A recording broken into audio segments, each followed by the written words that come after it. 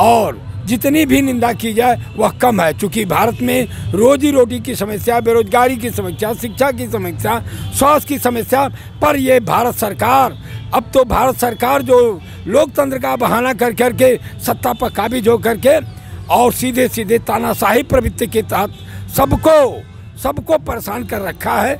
बहुत अच्छे दिन लाने के लिए अब भविष्य में खराब दिन आने वाले हैं। गुलामी यदि पुनः भारत 800 शताब्दी 800 में जाने की ये व्यवस्था की जा रही है, इसका हम लोग घोर विरोध करते हैं। और संविधान को बचाने के लिए जैसे कि भारत पर कब्जा करके लोग मंदिरों को दिखा रहे कि आओ मंदिर से बच जाएगा भारत। अब मूल निवासी आदिवासी पिछड़े जागे नहीं, अपने अधिकार के प्रति सचेतन नहीं तो भारत को गुलाम होने से कोई ताकत अब रोक नहीं सकती।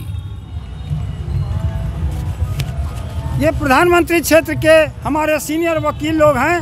देखिए, मैं ले चल रहा हूँ दूसरे सीनियर वकील के पास, वो अपना परिचय देते हुए अपनी बात रखेंगे। मैं प्रेमनाथ शर्मा एडवोकेट, मौलिक अधिकार पार्टी, विधि प्रकोष्ठ, उत्तर प्रदेश। साथियों, इस देश में भारतीय संविधान 1950 में जब लागू हुआ तो यह प्रस्तावना 22 जनवरी 1947 में, जिसमें हम भारत के लोग भारत को एक संपूर्ण प्रभुत्व संपन्न समाजवादी पंथनिरपेक्ष लोकतंत्रात्मक गणराज्य बनाने के लिए तथा उन सब में सामाजिक, आर्थिक और राजनीतिक न्याय, जिसे इस देश के लोगों ने अंगीकार किया। और जब अंगीकार हो गया तो भारतीय संविधान के तहत इस देश में आर्थिक, सामाजिक और राजनीतिक अन्याय हो रहा है। इसका मतलब सीधे सीधे संविधान का घोर उल्लंघन हो रहा है। साथियों, संवैधानिक दृष्टि से जनता इस देश की मालिक है और इस देश की मालिक जनता को आज तक आर्थिक समानता नहीं मिल पाई, जबकि नीति निषेध तत्व 39 ख और ग इस बात की पुष्टि करता है कि जो राष्ट्रीय आमदनी होती है इस देश की आम जनता के पास आम जनता के खाते में जानी चाहिए। लेकिन इस देश की सरकार धर्म के नाम पर, धर्म विशेष के नाम पर गुमराह करते हुए इस देश की दिशा और दशा को बिल्कुल पीछे ले जा रही है, शिक्षा, रक्षा और संपत्ति से वंचित कर रही है। इसका तात्पर्य सीधे हुआ कि इस मानस को, इस मानस पटल पर आज विमुख कर करके दिशा विहीन करने का काम कर रहा है, भारतीय संविधान का घोर उल्लंघन कर रही है।